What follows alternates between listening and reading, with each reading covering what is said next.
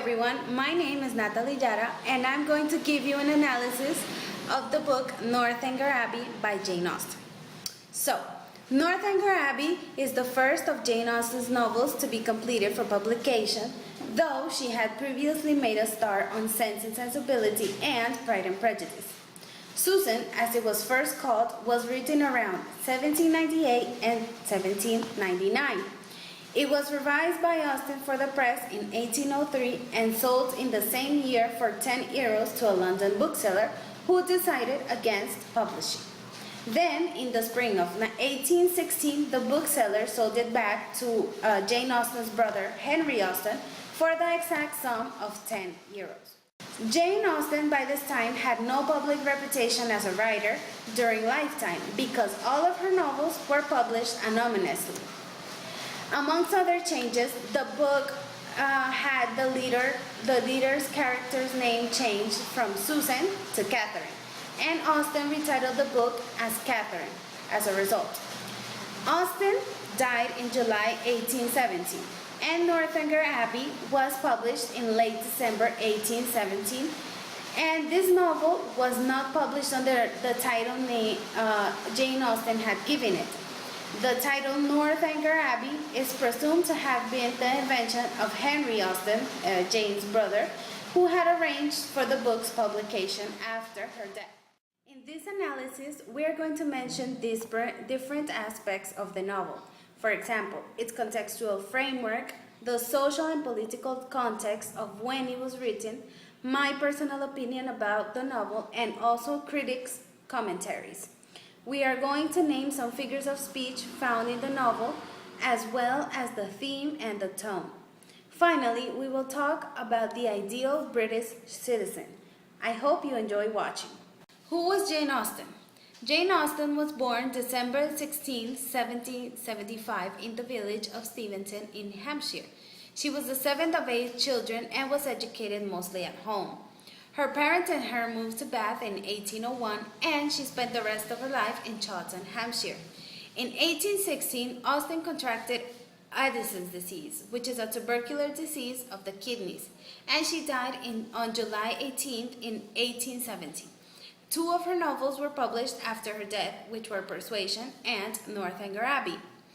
Austen was one of the earliest British female novelists and became the most well-known of her time. Her novels were, and still are, popular for their satirical portrayal of the upper-class English.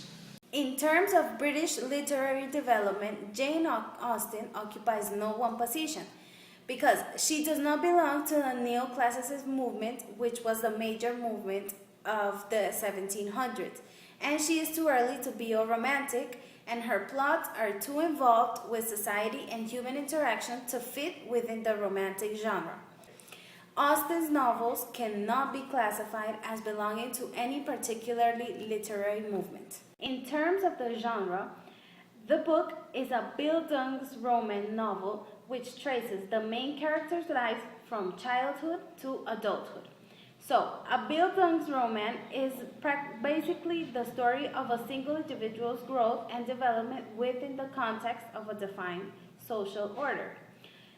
This process of maturity is long, arduous, and gradual, consisting of repeated clashes between the protagonist's needs and desires and the views, judgments enforced by an unbending social order. In this novel, the main developments of Catherine being traced are the social, psychological, emotional, and intellectual, in addition to her growth as a fully functional lady of society. Even though Catherine Morland is not a typical female Bildungsroman, her realizations in who she is and who she is becoming are very evident throughout the novel.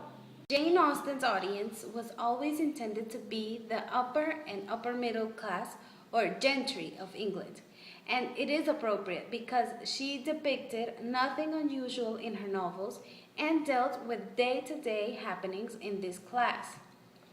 Northanger Abbey, both the place and the book, could not have happened without Bath. Bath allows for Northanger Abbey, and Catherine, the main protagonist, never would have gotten an invite to go to Northanger Abbey if she hadn't been socializing in Bath. And in the days before Google searches, it was very hard to get solid information on people. People could lie and could get away with it without worries of ending up on someone's blog. When it comes to the political context, Austen wrote during a time of political turmoil. The 1800s was an era of enormous change in England.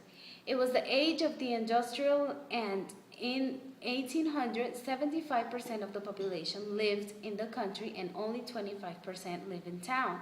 By this time, factories were built, employing enormous numbers of people, and towns expanded enormously. In my opinion, I thought Northanger Abbey was a very delightful novel.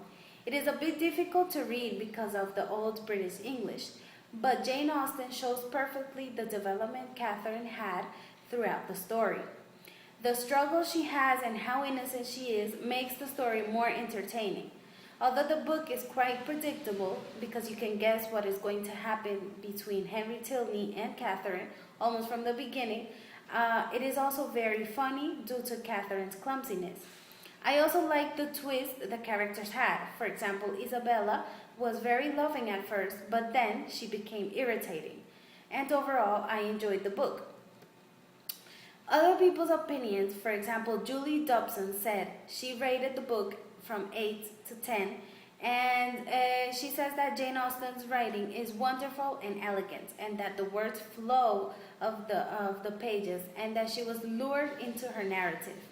She recommends the book for other people to read, and because she says the book was well done, and compared to other books, it is a lot easier to read. There are many figures of speech found in the novel.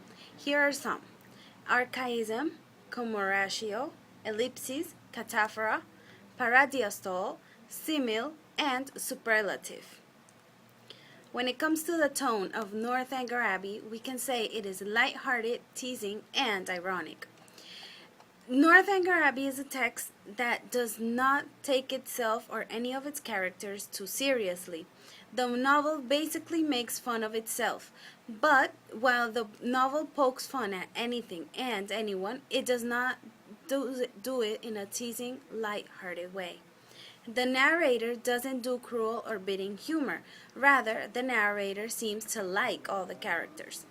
And while Jane Austen frequently indulges in highly ironic observations and commentary, the irony is also tempered with a good-natured delivery. When it comes to the themes of Northanger Abbey, we can say there are two main themes. The first one is Gothic novels. Northanger Abbey satirizes the form and conventions of the Gothic novels that were popular during the time when Austen wrote the book. For example, she is targeted Anne Radcliffe, the author of Gothic novels such as The Mysteries of Udolpho. Another important theme is youth. Northanger Abbey is really concerned with young people and their feelings. The book portrays Catherine in situations common to teenagers. For example, she faces peer pressure when James, Isabella, and John urge her to join them on their carriage trips, for example, and that she must contend with the bullying that John Thorpe gives her. And Catherine, the protagonist, in particular, progresses from immature behavior and attitudes towards a much more mature awareness. And youth here in this book is more of a potentially problematic state of mind than anything else. And growing up is a matter of mentally and emotionally maturing for many characters. One of the figures of speech we find is archaism, use of an obsolete archaic word, a word used in olden language. Another word is commeratio, repetition of an idea, reword. Another word is ellipsis, which is the omission of words, and we find it in the example it. Another one is cataphora, a repetition of a cohesive device. We have paradiostole, which is a repetition of the disjunctive pair neither or nor. The next one is a simile, which is a comparison between two things using like or as, and we find it in the example, I consider a country dance as an emblem of marriage. And the last one is superlative, which is declaring something the best within its class, and the example is the nicest and the neatest. The kind of English that was used in that time of Northanger Abbey is something called late modern English, which is from the 18th century until now. And the main difference between early modern English and late modern English is its vocabulary. Late modern English has many more words for two reasons. The first one is that the Industrial Revolution and technology created a need for new words. And secondly, the British Empire and its height covered 1/4 of the Earth's surface, and the English language adopted foreign words from many countries. Northanger Abbey relates the process from adolescence and the need to keep child's innocence and creativity. So, the ideal British citizen is someone who is opened up to possible things beyond their own reality. If the citizen is open-minded, she or he will have more open doors. That is the ideal British citizen according to Northanger Abbey. This is the analysis I made about the book Northanger Abbey by Jane Austen. It was a very entertaining book and I hope you enjoyed the video. Thank you.